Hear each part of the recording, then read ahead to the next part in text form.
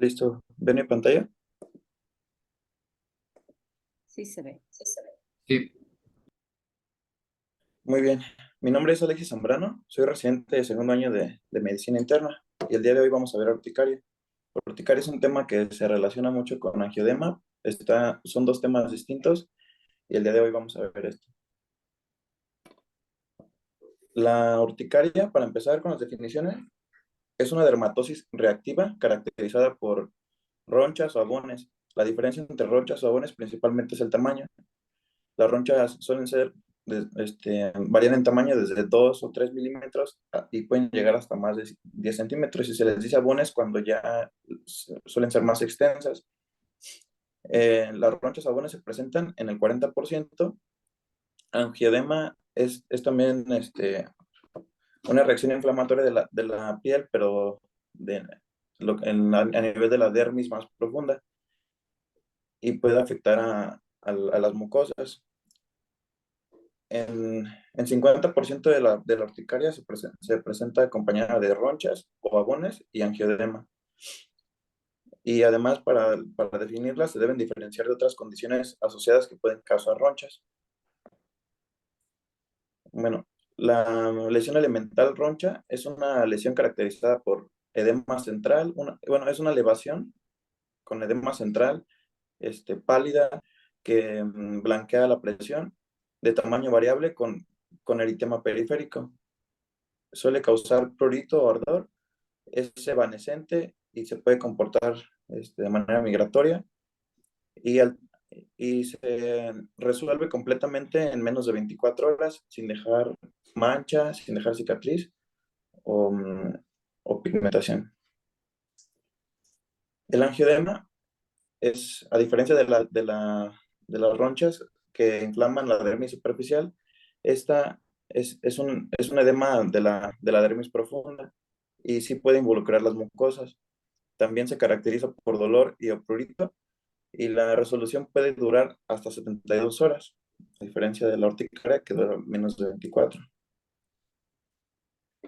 Como datos epidemiológicos, la incidencia máxima, el inicio máximo está entre los adultos de 20 y 40 años.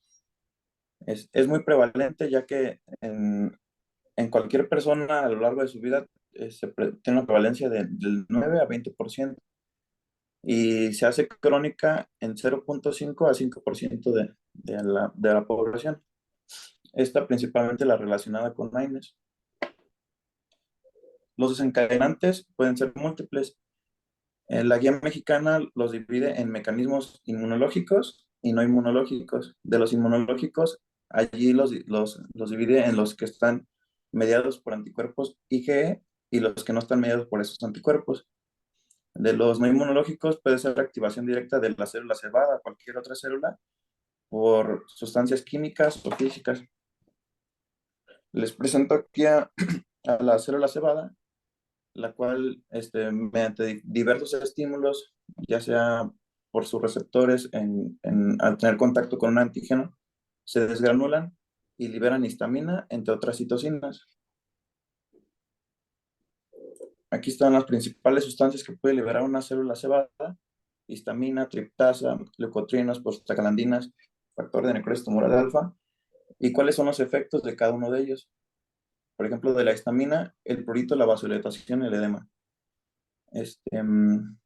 La triptasa, activación del complemento, después prurito, vasodilatación, edema, los leucotrienos, también vasodilatación y quimiotaxis para reclutar más células inflamatorias.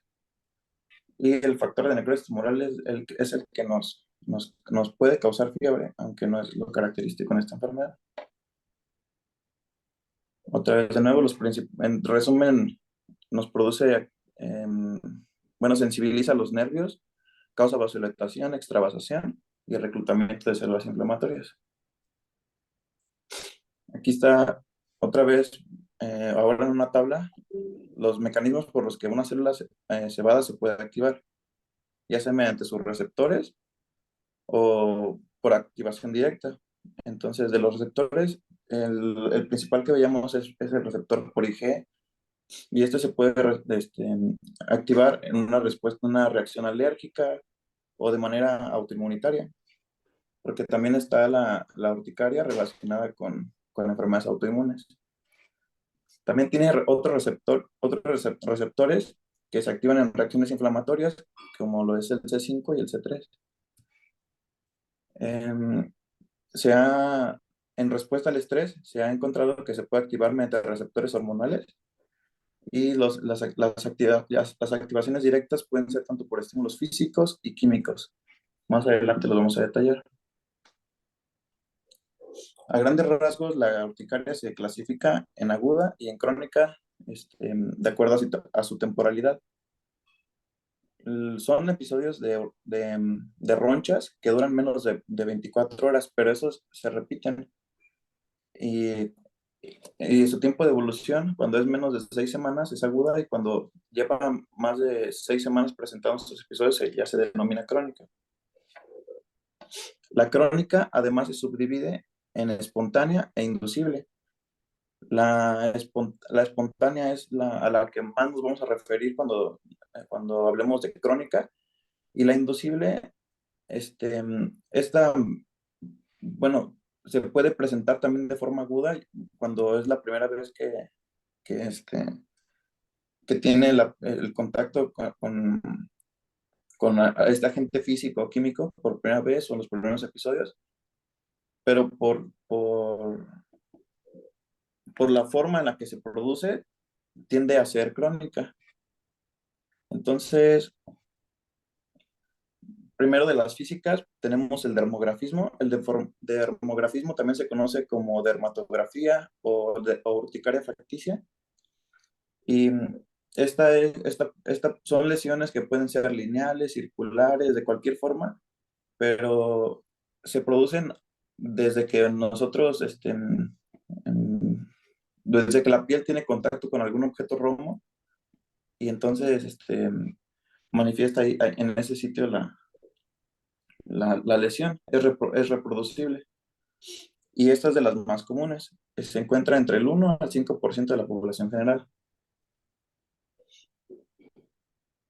Después tenemos también la urticaria por frío.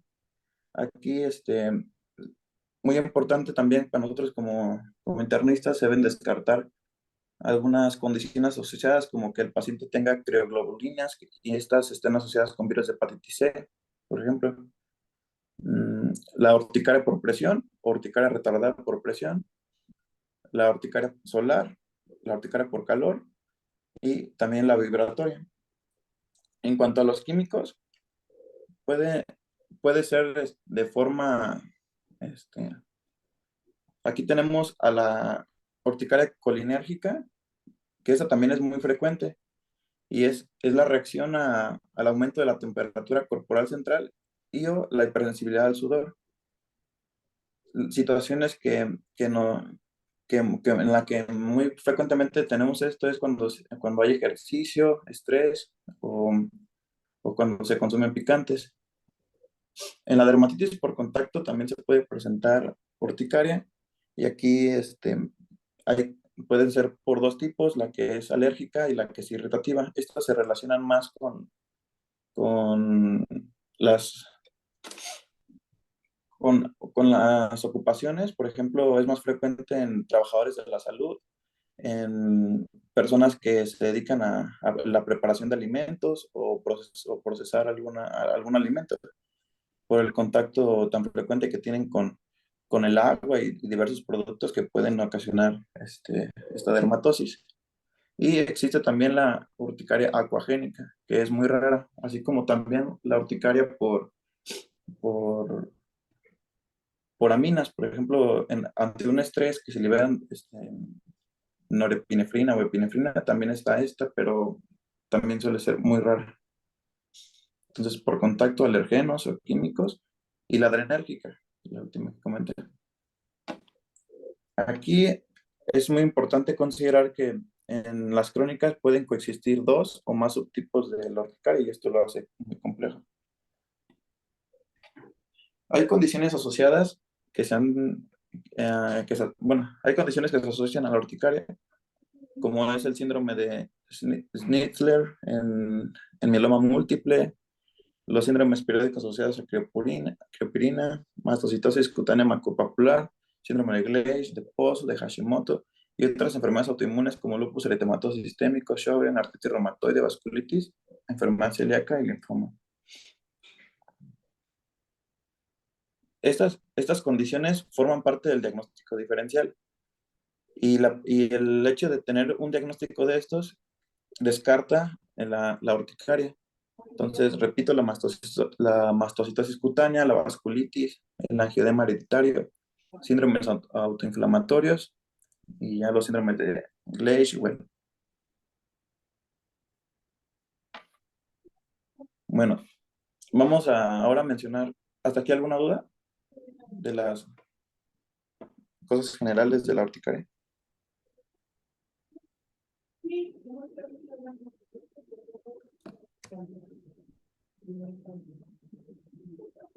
Bien, continuamos.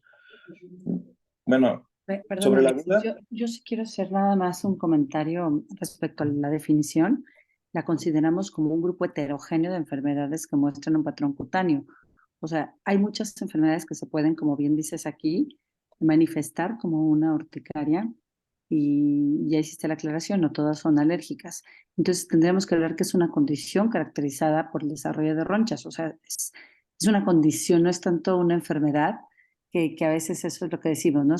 Es una manifestación de una enfermedad. Ahora, lo difícil y el reto va a ser encontrar cuál es la causa y con eso vas a seguir. Pero sí, sí lo tenemos que decir como que es una condición.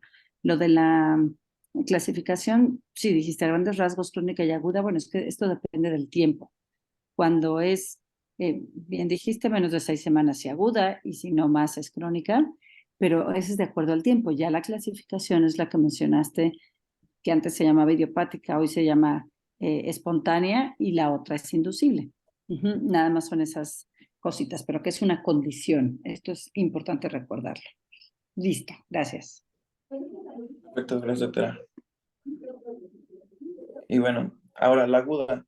La aguda, como repito, es es la presentación menos de 6 semanas. Y en esta los desencadenantes más comunes son infección, alimentos y reacciones a medicamentos. No se va a encontrar causa en subyacente del 30 al 50%.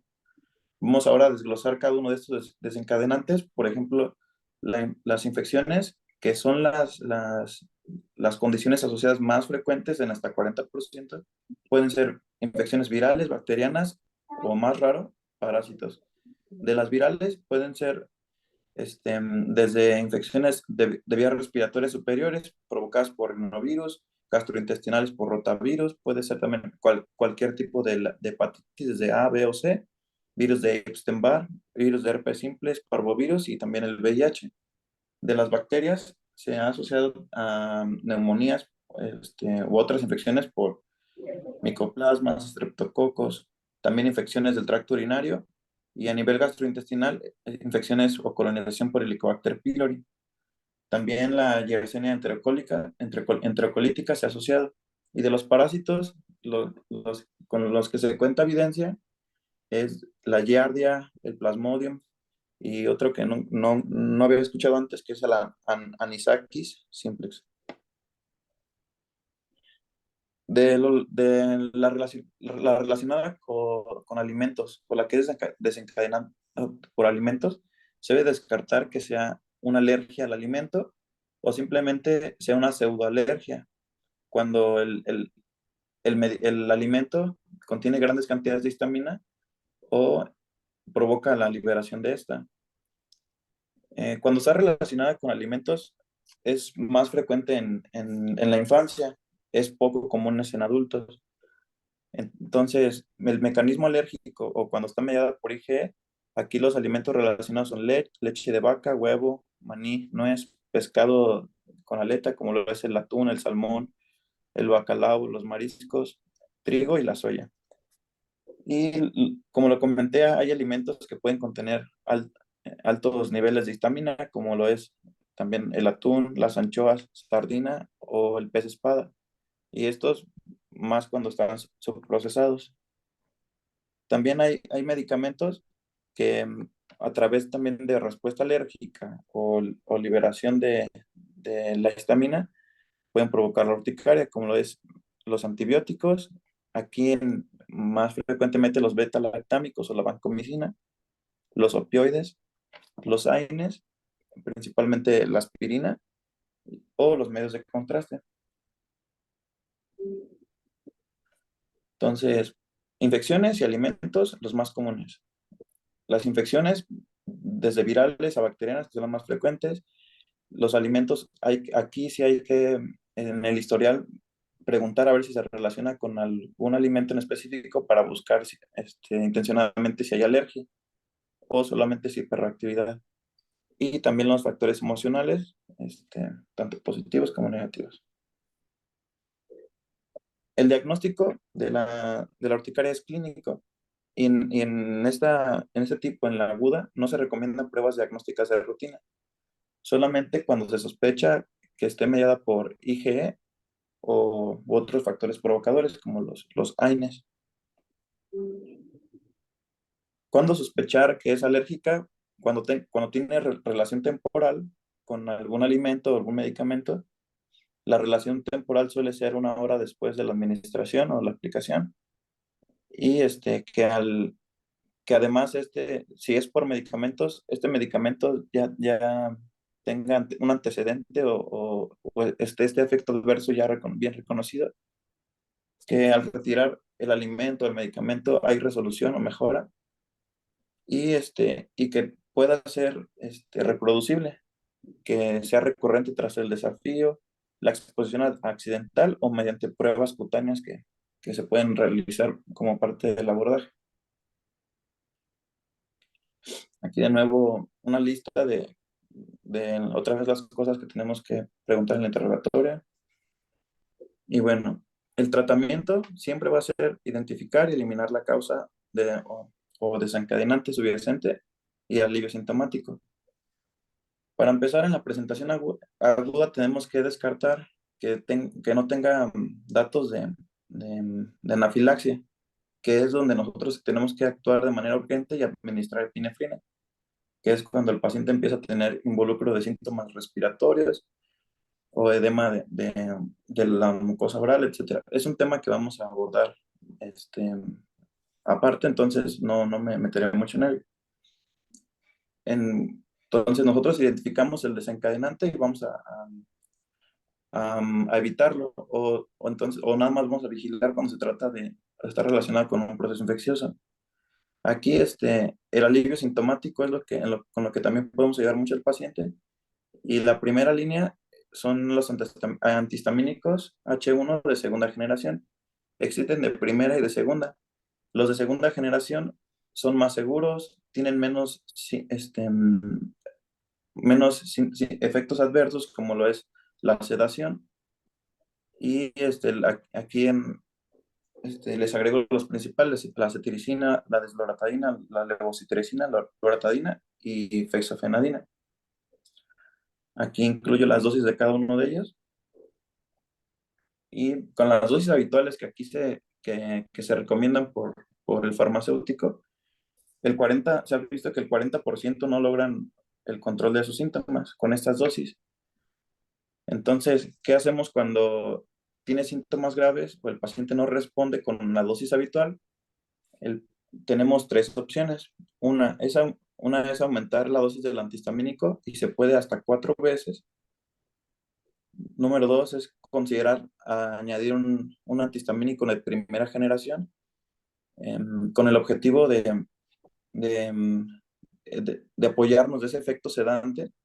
Entonces lo indicaríamos nosotros nuestro antihistamínico de segunda generación en el día y una dosis del de primera en la noche antes de acostarse, como lo es difenidramina, hidroxicina o clorfenamina, y esto permite que el paciente tenga menos sintomatología. El prurito y el ardor suelen ser muy molestos y no permiten a veces que el paciente concilie el sueño.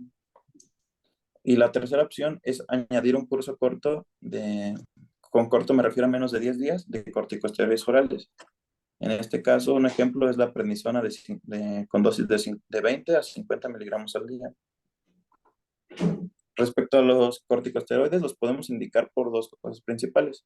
Casos graves, con prednisona o prednisolona, y aquí la dosis es 0,5 a 1 miligramo por kilo al día durante 3 a 10 días.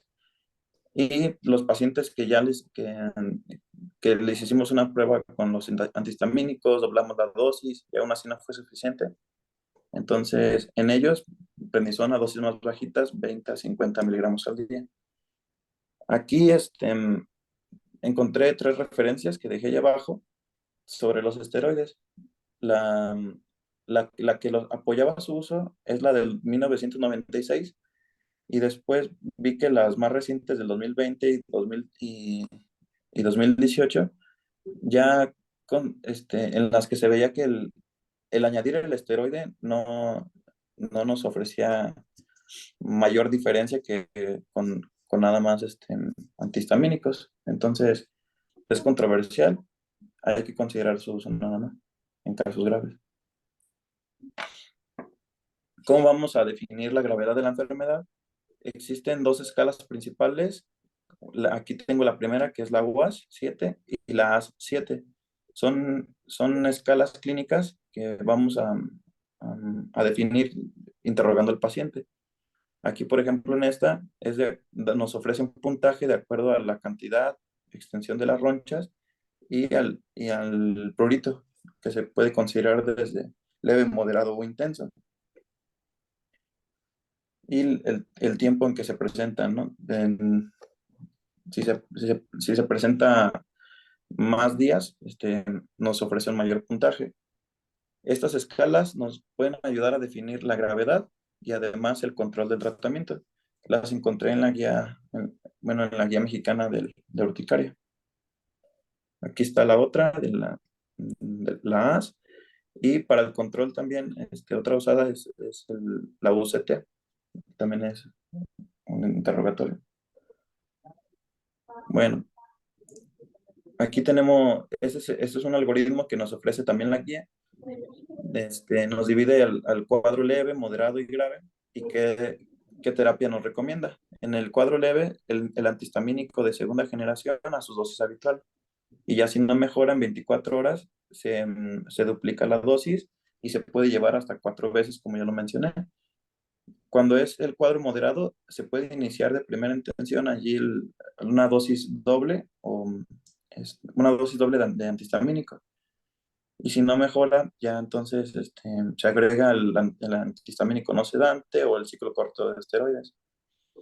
Y como ya lo había mencionado, cuando es grave, desde el inicio se puede iniciar, bueno, desde el inicio se puede administrar esteroide, un ciclo corto. Pero bueno, allá abajo nos recuerda que hay que buscar síntomas de anafilaxia, donde vamos a tener que administrar adrenalina de manera urgente.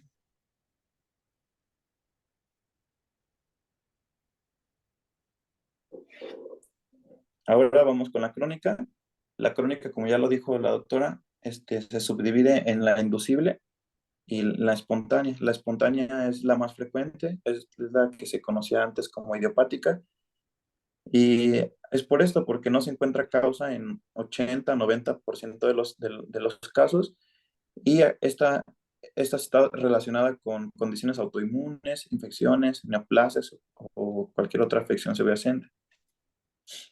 En 30 a 50% de estas urticarias crónicas espontáneas se ha encontrado anticuerpos contra el receptor de IgE y en 5 a 10% contra el anticuerpo, perdón, contra la inmunoglobulina. En 30 a 50% es contra el receptor. Entonces, estos dos tipos se denominan urticaria autoinmune crónica o asociada a anticuerpos, pero no siempre se realizan estas determinaciones de anticuerpos. Entonces, se queda como el diagnóstico de espontánea crónica. Nada más es un dato que hay que considerar para ver por qué la diferencia en el tratamiento. Cuando es crónica la urticaria y no encontramos causa, aquí estamos obligados a investigar. Primero con estudios básicos como es una biometría hemática, con reactantes de fase aguda como es la velocidad de sedimentación y proteína C reactiva. enzimas hepáticas, hormona estimulante de tiroides, ya que se ha descartado la enfermedad tiroidea autoinmune que está relacionada con esto. Y el resto de las pruebas los vamos a hacer con base en los datos que nos den el interrogatorio y en el hallazgo físico extenso. Entonces, aquí está otra vez la diferencia, los subtipos, espontánea e inducible, y qué cosas hay que interrogar principalmente. Que esté relacionada con medicamentos, infecciones, alimentos, algún otro factor emocional o una condición autoinmune ya diagnosticada. Y de acuerdo también ahora está relacionada con medio, con contacto con sustancias químicas o algún agente físico. Aquí están Perdón, Alexis, te interrumpo otro momentito. Sí, Dijiste claro, de la claro. urticaria o con la autoinmunidad de un trastorno que ya está previamente diagnosticado. La verdad es que muchas veces empezamos, sobre todo con tiroiditis autoinmune, a Ujú. manifestarse como una urticaria. Pues una vez que empezamos a hacer el abordaje de la urticaria en los pacientes, sorpresa, vemos que tiene anticuerpos elevados antitiroideos como antiperoxidasa, antitiroglobulina, y empiezan así, debutan sin ninguna otra cosa, ni siquiera tienen bocio, no tienen perfil tiroideo normal y empiezan con esto. Entonces, en el cuadro anterior que pusiste de los estudios de biometría, marcadores de inflamación, creo que es importante, o sea, tú pusiste hormona estimulante de tiroides, sí, el perfil tiroideo yo diría en general todo, pero también los anticuerpos y ya empezarnos a ver, a veces ni siquiera tienen antecedentes familiares, entonces es importante como que siempre ponerlo como una de las causas que podrías tener. Listo, De gracias. acuerdo. Sí, de acuerdo, doctor. Muy bien. Sí, de acuerdo a esta referencia que tengo aquí, sí incluía la TSH, pero la guía Ajá. en todos los pacientes. Pero la guía, por ejemplo, nos pide pruebas de función tiroidea o anticuerpos cuando tenemos algún síntoma de afección tiroidea, ya sea de hiper o hipotiroidismo. Sin embargo, es muy importante lo que decía la doctora, que sí se relaciona con tiroiditis autoinmune. Y bueno, Perdón, cuando tenemos... pero es que soy bien necia, perdóname. No, Sí, nosotros lo que vemos aquí en el 20, puede tener perfil tiroideo completamente normal y anticuerpos elevados, pero elevados de más de 2.000, 3.000 unidades. Ya ahorita con endocrinos sí hemos tenido como una buena plática y a veces medicina interna pues también tendría que conocerlo, que aunque tengan perfil tiroideo normal, tenemos que empezar con algún tratamiento o alguna sustitución. La verdad es que una bonita forma de explicarlo es, digo, ya lo vamos a mandar al tratamiento, pero si el paciente tiene algún problema a nivel de autoinmune en tiroides, es como si quisieras dejar la tiroides en reposo, como si fuera una articulación que está inflamada, entonces la dejas en reposo con inmovilización, lo mismo haces con la tiroides. Aunque el perfil esté completamente normal, tendremos que dar una dosis muy bajita de hormonas de sustitución y entonces empezar a tratarlo de los anticuerpos, pero para que no esté produciendo más y se inflame más. Por eso es tan importante lo de la tiroides. Creo que para nosotros, las urticarias crónicas, la más alta incidencia que tenemos es de tiroiditis autoinmune. Gracias, Alexis. gracias, doctora.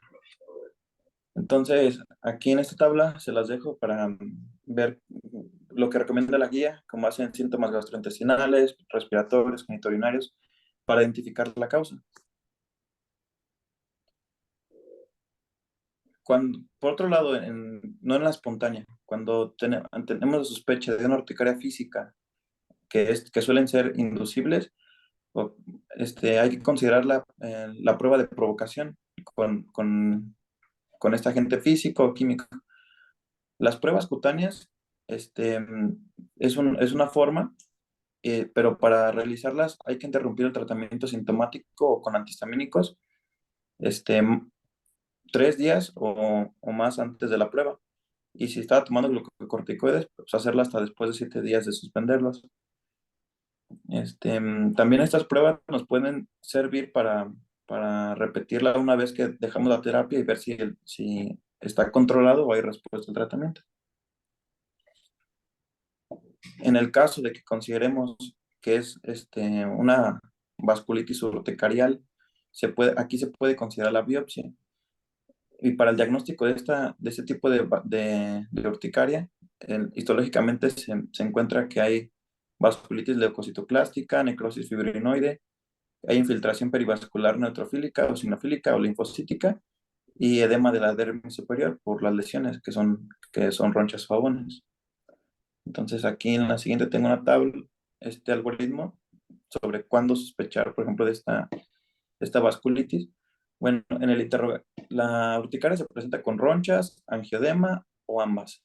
Entonces, ya después con base en el interrogatorio podemos sospechar ver si tiene síntomas de enfermedad autoinflamatoria, este, si la duración de la urticaria no es la típica que dura menos de 24 horas y dura más, aquí es donde sospechamos vasculitis urticarial y podemos considerar la biopsia. Cuando los síntomas son inducibles o reproducibles, podemos hacer la prueba de provocación y entonces ya definir a nuestra urticaria como crónica inducible.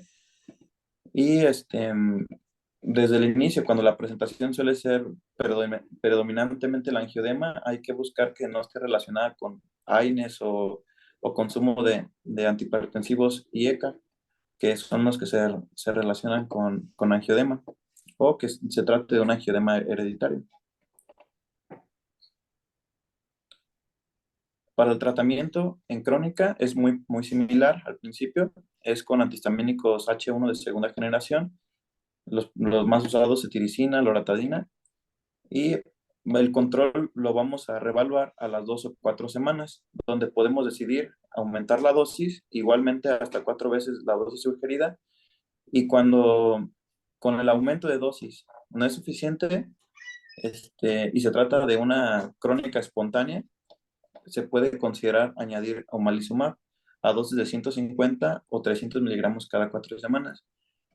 Aquí hago un apartado para recordar cómo gran porcentaje de las urticarias crónicas espontáneas se encontraron anticuerpos contra IgE positivos o contra su receptor. Entonces, aquí es por qué puede funcionar esto. Y cuando con omalizumab y el antihistamínico no responden, aquí se puede considerar también la ciclosporina. Hay una gran cantidad de medicamentos que se pueden usar, más sin embargo, su evidencia no está demostrada. Los más comunes que encontré en alguna referencia es los antileucotrienos, pero tampoco tienen evidencia, por eso no los agregué en esta diapositiva. Este, el ciclo corto de glucocorticoides se puede usar en pacientes que ya tienen el diagnóstico, que están con tratamiento, pero que tienen una exacerbación, principalmente con síntomas graves, o, o cuando el paciente no responde, pero como un medicamento más que no ha demostrado su eficacia. Entonces, primera línea, antihistamínico de segunda generación, no sedante. Después, doblar la dosis o hasta 4 veces. El manejo de las exacerbaciones, como ya lo mencioné, considera antileucotrienos. Estos especialmente cuando está relacionado con AINES, reevaluar para ver si requiere omalizumab y si no responde, incluso ciclosporina. Y recordar cada cuánto los vamos a estar evaluando a un paciente controlado cada 2 a 3 meses, y si no está controlado, lo podemos ver cada 2 semanas o cada semana. Entonces, debajo, otros medicamentos que se pueden considerar, como es la cloroquina, metrotexate, inmunoglobulina, tacrolimus, micofenolato, colchicina, dapsona, etc. Aquí tengo las dosis que se suelen usar de los antiinflamatorios, de los inmunosupresores y de los agentes biológicos. Hasta ahorita, ¿alguna duda? Ya estamos por terminar. Ok. Y después agregué esta tablita también de la guía mexicana para repasar qué es lo que hay que hacer ante un paciente con urticaria. Primero, confirmar que es urticaria. la presentación con ronchas, angiodema o ambos. Después clasificarla, si es aguda o crónica, y en caso de ser crónica, si es inducible o espontánea. Las inducibles, recordando que pueden ser físicas o químicas, y después evaluar la gravedad. Leve, moderado, grave, tenemos dos escalas principales, la UAS o la AS7, y, y muy importante ver la calidad de vida. ¿Qué más? Después el tratamiento, ya lo dividimos en cuando es aguda o cuando es crónica. Son muy similares, nada más en la crónica se agregan la amplia lista de medicamentos que se pueden considerar y hay que reevaluar a los pacientes. Listo. ¿Algo más que nos quieran compartir, doctora? ¿O tiene Muy alguna bien, duda, compañero? muy bien, Alexis. Tenemos esta guía que te basaste mucho en esa, está publicada en la revista mexicana de Alergia México, RAM. Es bastante fácil de leer y bastante fácil de aplicar. El problema está en encontrar el diagnóstico, como dije, que es realmente el reto. En cuanto al tratamiento, me parece importante considerar varias cosas. Lo primero que hace todo el mundo es alérgica, ¿no? Es una urticaria, es alérgica y quita la dieta y dieta de antihistamínicos. No hay una relación directa. Sí, igual que en muchas enfermedades inflamatorias de nosotros, como una dermatitis, decimos, bueno, en brotes probablemente sí evitar los alimentos alergénicos, pero en general en la vida diaria del paciente, no, tú mencionaste la calidad de vida. A veces cuando les quitamos tantos alimentos, porque pues no sabemos a qué es alérgico, entonces quítale un montón de cosas, la calidad de vida del paciente empeora, sobre todo porque sabemos que el estrés, aunque no es un causante directo, sí lo puede desencadenar. Entonces, si el paciente está sometido a estrés, la urticaria va a ser más difícil que se controle, aunque esté con 4 dosis, digo, 4 veces de dosis de cualquier antihistamínico, ¿no? O a veces lo que hacemos es mezclarlos. Entonces, sí tenemos que considerar todo esto, tratar de explicarle al paciente que la urticaria es un reto diagnóstico. Tratarlo no es tan importante, pero sabemos que tiene como comportamiento bifásico y aunque estén bien en algún momento puede volver a presentarse otro brote. Entonces, que no se desespere, que no se asuste porque tiene que, pues digo, y también uno como médico tratar de entenderlo, ¿no?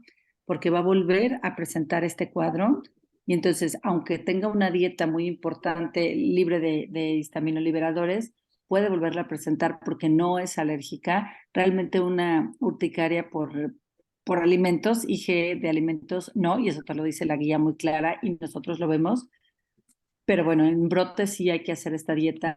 Cuidados de la piel, que no lo mencionaste, es importantísimo. O sea, como si fuera una dermatitis atópica, siempre decirle los cuidados de baños cortos, lubricación, hidratación, no tallarse. ¿Por qué? Porque si no tenemos ese cuidado en la piel, pues la piel sigue siendo como el órgano blanco para mayor inflamación. Entonces, aunque estemos tratando la causa, pues probablemente no vamos a lograr que el paciente esté tan bien porque se va a seguir resecando la piel y entonces ya no sabemos si la comezón va a ser porque se reseca o por la misma urticaria y al rascarse pues hay dermografismo, hay ronchas y no va a estar mejor el paciente. Entonces, importante también los cuidados de la piel o del estrés. Eh, pues saber cómo, digo, ya mencionaste lo de los antihistamínicos y de primera, segunda, ya tenemos de tercera generación, individualizar al paciente, porque todo el mundo decimos, la levocetiricina no causa sueño. Bueno, hay pacientes que llegan a decirnos, doctora, no puedo con esa pastilla de la marca que quieran porque me da muchísimo sueño. Entonces, imagínate cuatriplicarle la dosis de la que nos está diciendo, pues no. En efecto, cuando, sobre todo si son niños, pero también adultos que tienen, que manejan, que trabajan, no sugerimos no darles medicamentos que puedan dormirlos, porque si no, en realidad el paciente pues va a estar todo el tiempo con alguna somnolencia y eso también le va a causar estrés. Entonces, sí tenemos que elegir muy bien el antihistamínico, explicarle que nos tiene que decir cualquier cosa, que no es un efecto secundario de algunos dormirse, pero puede ser, y que el de la noche sí queremos que se duerma justamente para que no se esté rascando en la noche y en la mañana amanezca peor. Bueno, vamos a ver lo de angioedema el jueves, porque sí, sí es un efecto, digo, están asociados, pero a veces solamente está la urticaria y el angioedema puede no presentar para nada. Y nosotros decimos, bueno, o algunos médicos nos lo mandan, es que no sé si sea urticaria porque no se hinchó. Y en efecto, hay urticarias donde nada más hay dermografismo, donde nada más hay ronchas. Entonces, sí pueden coexistir, pero no es el mismo padecimiento. Pueden estar completamente separados. Creo que son los únicos comentarios.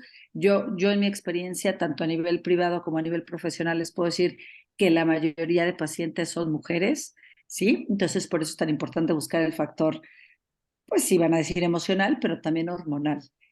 Aunque dicen que sí hay una relación ahí como, me parece que dicen 5-1 con hombres, mujeres, es muchísimo más, ¿no? Tal vez. O a lo mejor es que los hombres se aguantan, no lo sé.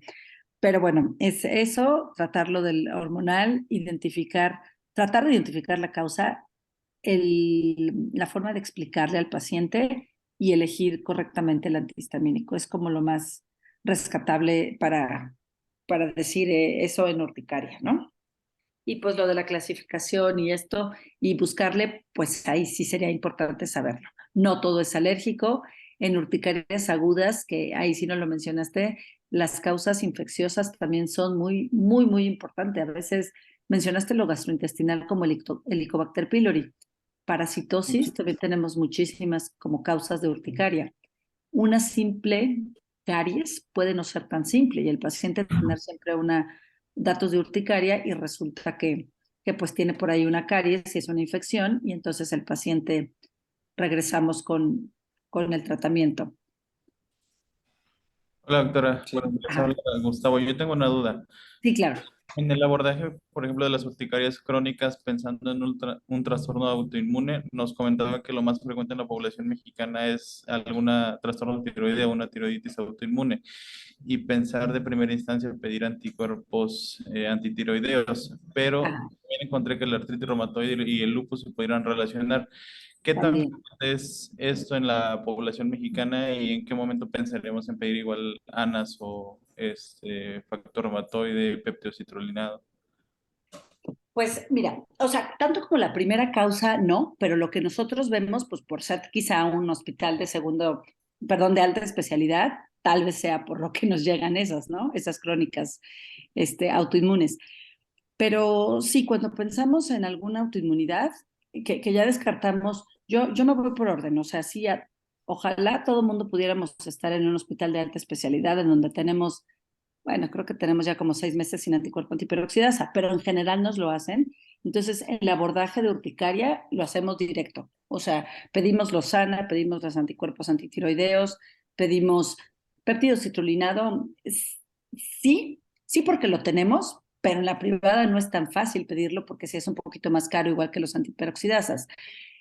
Entonces, no te sabría decir en qué momento pedirlo, pero el abordaje inicial tendría que ser, sí, lo que mencionaron con el perfil y dirigirnos hacia cada paciente. Si es un paciente que nos dice que tiene hipotiroidismo, aunque esté perfectamente bien controlado, tendríamos que hacerlo. Si es un paciente que a lo mejor no tiene ningún trastorno tiroideo, pero en su familia hay, también nos podríamos ir por ahí. Si el paciente nos dice, sí, mi abuelita tiene artritis, pues directamente nos vamos hacia un péptido citrulinado. Factor reumatoide, velocidad de sedimentación y proteínas C reactivas son muy inespecíficos, pero son muy baratos en medio privado. Entonces, yo sí soy de la idea de casi siempre estarlo pidiendo. No sé si contesté tu pregunta con esto, ¿no? O sea, de inicio debiéramos de pedirlo si en la vida real por costo no podemos hacerlo todos, entonces sí intentar como de acuerdo a las herencias o a los antecedentes personales del paciente. Gracias, doctora. No, gracias a ti. ¿Alguien tiene más alguna otra duda, comentario? Hola doctora, buenos días. Buenos días. La relación que existe entre enfermedad celíaca y tiroiditis autoinmune y con urticaria es muy frecuente, lo has visto en su práctica clínica. No, como que se cortó un poquitito. La relación que existe entre qué y qué. Enfermedad celíaca y alguna tiroiditis autoinmune que tengan relación igual con urticaria. Enfermedad celíaca no vemos tanto, no sabemos si se lo queda gastro, o sea, o qué es lo que pasa que no nos llega tanto, pero sí se ha relacionado mucho. Finalmente las urticarias, perdóname, las autoinmunidades sí tienen un componente inflamatorio relacionado directamente con el gluten. Entonces, de inicio, aunque sea celíaco o no sea celíaco, antes incluso de pensar en hacerle diagnóstico, pedimos que se evite el gluten. Entonces, no te sabría decir como la relación que tenemos, pero en el 20 sí te puedo decir que tenemos muy poquitos pacientes con enfermedad celíaca que nosotros manejemos porque creemos que se lo quedan en segundo nivel o se lo queda gastro. Entonces no nos llega a nosotros. Al no ser mediado por IgE, dicen, no, inmunología no le sabe. Entonces no te lo podría decir. Gracias, doctora. ¿Hay más? ¿Algún otro comentario? Pues muchas gracias, Gaby. Parece que ya no hay más comentarios en la sala. ¿Cómo estás? Buen día. Perfecto, buenos días, gracias Luis. Bueno, Pues entonces mañana nos vemos a las 12 con inmunodeficiencia. Y lo único que les iba a comentar es que tenemos el jueves programado Angioedema, pero a las 8 es la sesión. Entonces quizás sí empezar súper puntual para cuarto para las 8 que yo tenga que salir corriendo, la sesión de la coordinación. no te preocupes, mejor la movemos, Gaby. ¿Sí? Sí, sí, no te Bueno, preocupes. pues ya me pongo de acuerdo con Mari Carmen. Perfecto. Pues que tengan Gracias. todos un muy buen día. Gracias. Bye, Luis. Gracias, doctora. Buen día. Gracias, Alexis. A ustedes. Buen día. De lo que dice Gus, de la urticaria en el lupus.